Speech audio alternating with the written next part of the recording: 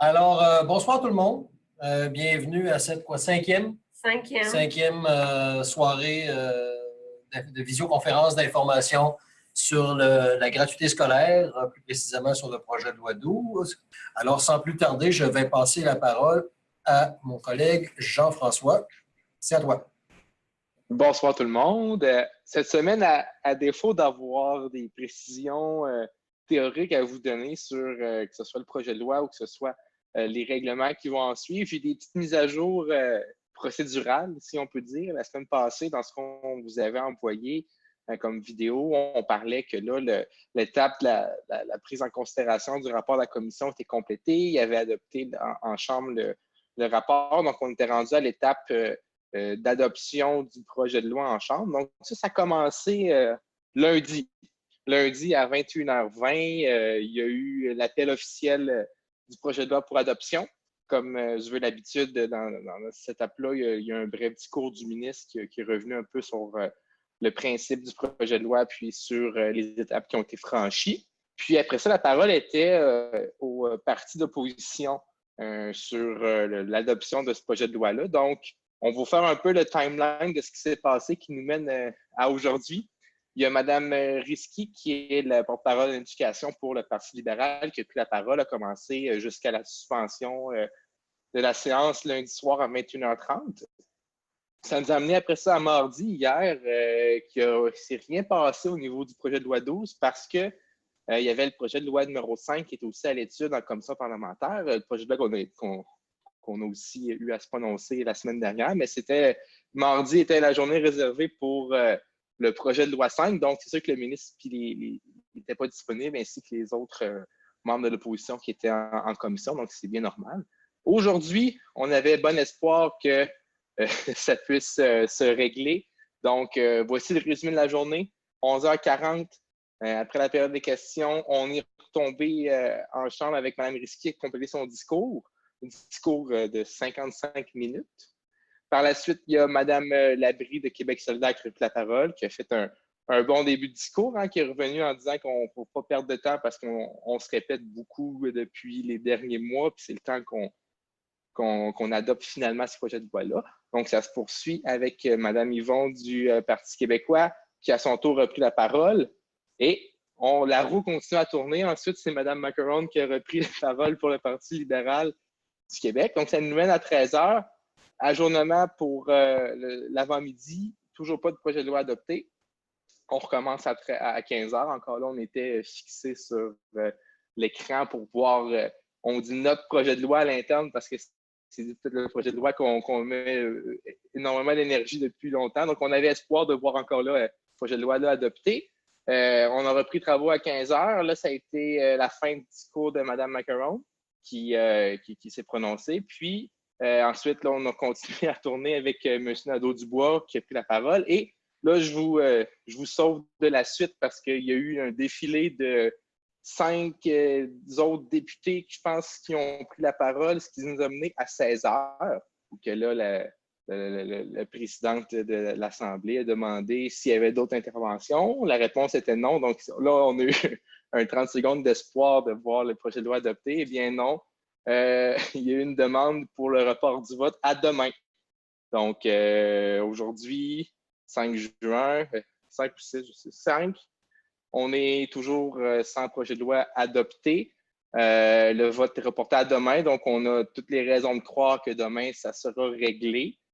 Puis, ensuite de ça, là, on est en droit aussi de croire qu'on va voir les règlements assez rapidement à la suite de l'adoption parce qu'on le sait que le temps presse, puis on répète beaucoup, on met les pressions pour ça. Donc, idéalement, d'ici la fin de la semaine, on a un projet de loi adopté, puis peut-être même des règlements qui sont rendus publics pour qu'on puisse les analyser puis diffuser l'info. Puis à ce sujet-là, on est en train de travailler sur des outils intéressants qui vont, on l'espère, vous aider aussi pour les travaux qui s'en viennent pour l'adoption des factures et tous les listes. Donc, 2 tableaux comparatifs. Un peu le même principe qu'on a depuis le début des travaux sur le projet de loi avec les dispositions de la loi avant le projet de loi, les dispositions avec les modifications du projet de loi, puis les amendements qui sont eus en commission, puis une colonne qu'on va ajouter pour ce qui est le règlement, pour être capable de faire vraiment le lien entre les articles de loi puis les articles du règlement.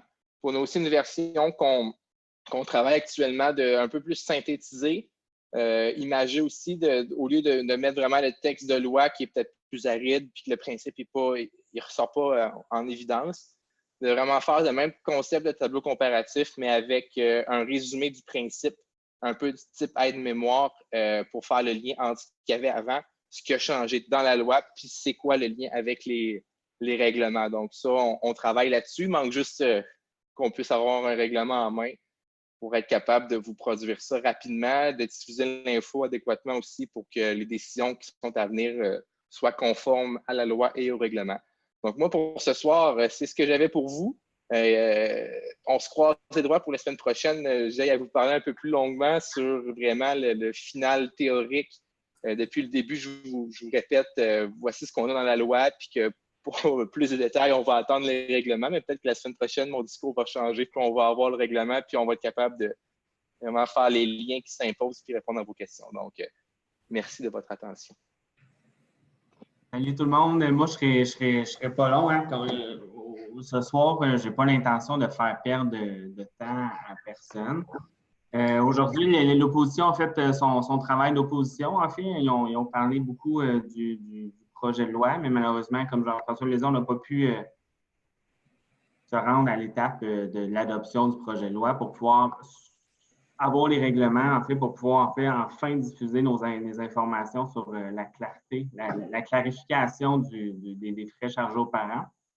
Je vais juste prendre un petit moment, en fait, pour vous remercier des courriels. Je sais que certains d'entre vous ont envoyé des courriels aux députés, aux ministres, aux responsables, aux porte-parole en matière d'éducation des différents partis. On pense que ça l'a aidé. On pense que ça l'aide à faire son bout de chemin pour faire avancer le projet de loi. On espère fortement avoir le règlement demain. Comme Jean-François a dit, on va travailler sur des tableaux pour pouvoir vulgariser en fait les changements pour pouvoir bien pour que vous les compreniez bien.